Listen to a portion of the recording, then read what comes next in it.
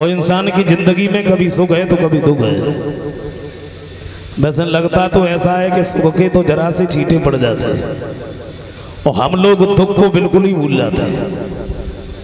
लेकिन ये दुख सबसे बहुत बड़ा हित करता है, बहुत बड़ा प्रेम करता है और यही सोचता रहता है हम हर किसी के पीछे लगे रहे। ये दुख भेष बदल बदल करके आता रहता है, कभी भाई का दुख बन के, कभी पत्नी का दुख बन के, कभी पुत्र का दुख बन के, कभी मित्र का दुख बन के। तो तीन प्रकार के जो ताप हैं इनसे कोई नहीं बचा। एक कारण और है, हमारे ऊपर थोड़ा सा सुख आ गया तो नाचने में लग गए, जरा सा अगर दुख आ गया तो कोने में बैठ के रोने लगे। लेकिन दुख है अगर रोने लगे तो वो घटता नहीं है बल्कि बढ़ जाता है।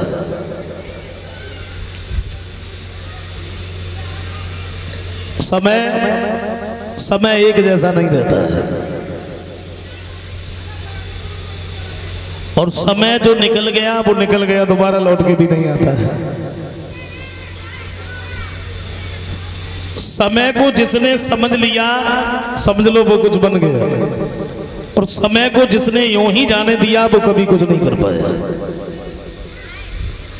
लेकिन लगता तो ऐसा है जब लोगों के पास में समय होता है तब समझदारी नहीं होती। लोगों के पास में जब समय होता है तो समझदारी नहीं होती है, और जब समझदारी आती है तब तक समय निकल जाता है। एक कवि कहते हैं कि समय समय पर होता है समय समय की बात, और काऊ समय को दिन बड़ो काऊ समय की।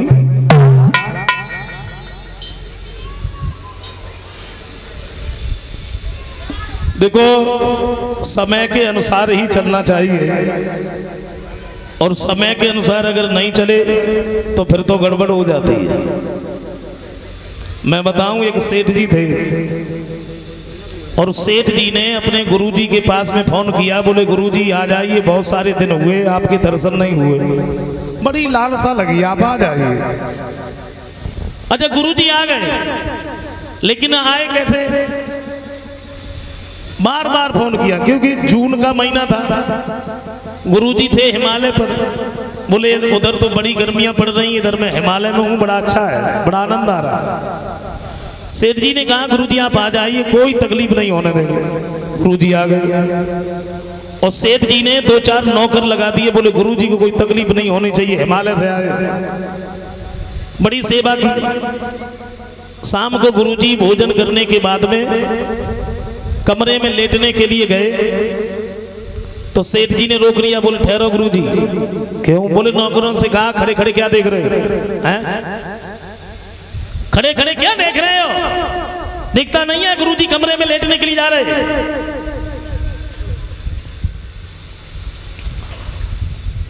गुरुजी कमरे में लेटने के लिए जा रहे हैं, चारों तरफ जल झड़कवाओ, पंखा लेके आओ, पंखा लगाओ, कूलर मंगाओ वो रखो, बर्फ की सिल्लियां लाओ वो रखो, गुरुजी को कोई तकलीफ नहीं होनी चाहिए, हिमालय से आए। अच्छा गुरुजी बड़े खुश हुए, बड़े खुश हुए।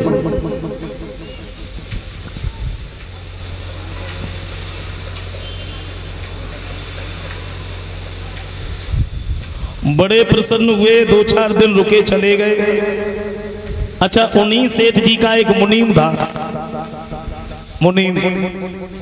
इसके भी दिमाग में आया कि हम भी अपने गुरुजी को बुलाएंगे, गरीब हैं तो क्या, कर्जा क्यों ना लेना पड़े, और हमारे सेठ जी ने जैसे गुरुजी की सेवा की वैसी मैं करूंगा चाहे कुछ भी हो जाए।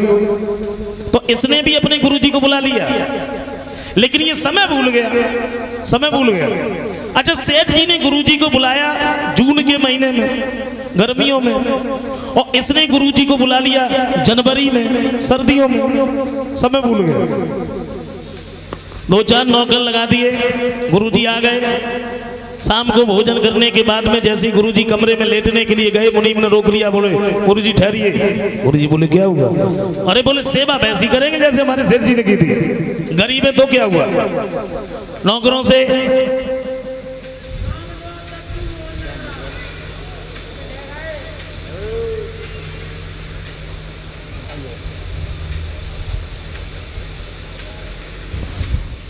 नौकरों से कहा, बोले खड़े खड़े क्या देख रहे हो?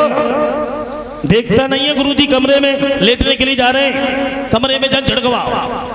गुरुजी बोले बेटा, बोले गुरुजी आप शांत रहिए, सेवा वैसी करेंगे जैसे हमारे सेठ जी ने की थी। पंखा लाओ, पंखा रखो, कूलर मंगाओ वो रखो, बर्फ की सिलियां लाओ वो रखो, गुरुजी को कोई तकलीफ नहीं होनी चाहिए। अब बताइए जनवरी के महीने में और ऐसी हालत में गुरुजी को रात में उस कमरे में लिटा दिया जाए तो सुबह को गुरुजी उठेंगे या उठाया जाएगा?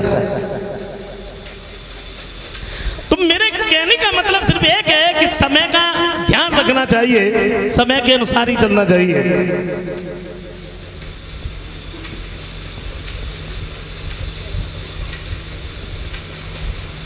समय एक जैसा नहीं रहता। एक कवि कहते हैं इंसान की जिंदगी में सदा दिन एक से किसी के न गुजरते देखे, इंसान दुनिया में चढ़ते उतरते देखे, सदा दिन एक से किसी के न गुजरते देखे।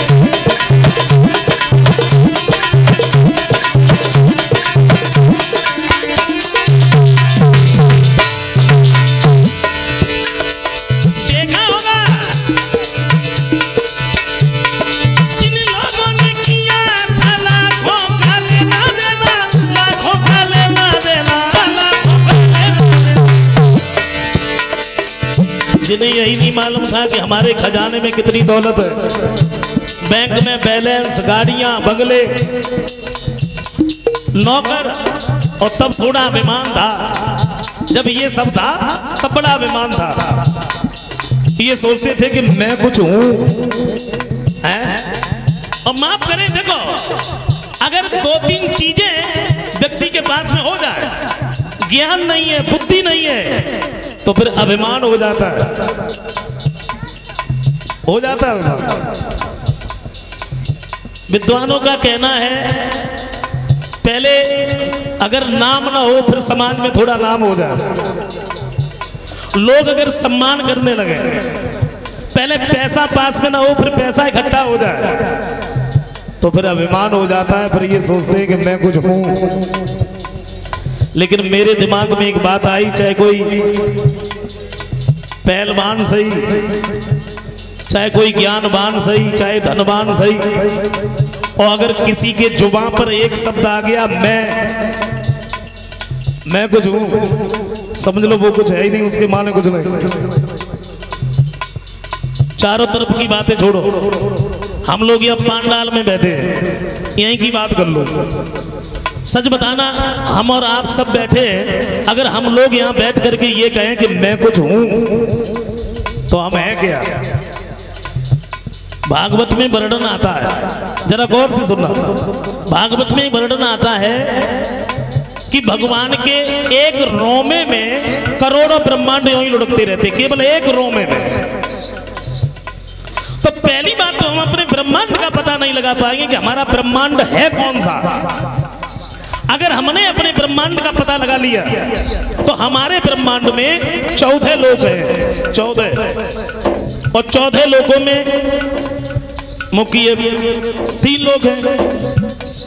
3 लोकों में ये मृतलोक है, और मृतलोक में 7 द्वीप है। 7 द्वीपों में एक जम्बू द्वीप है, और एक जम्बू द्वीप में 9 वर्ष है, और 9 वर्ष में ये अपना भारतवर्ष है, और भारतवर्ष में ये उत्तर प्रदेश है। उत्तर प्रदेश में ये डिस्ट्रिक्ट एटा है, और डिस्ट्रिक्ट एटा में ये गांव ततरई है, और गांव ततरई में श्रीमान अनाज सिंह डीलर। हाँ, ये जो जगह है मंदिर है, और इसी जगह में पांडाल लगा है। पांडाल के नीचे हम लोग बैठे। अब सच बताना, अगर हम लोग यहाँ बैठ करके ये कहें कि मैं कुछ हूं, तो क्या हमारा कहीं पता लगेगा कि हम कहाँ हैं, कैसे हैं, किस हाल में? अरे तो फिर काहे का अभिमान समझ में नहीं आता।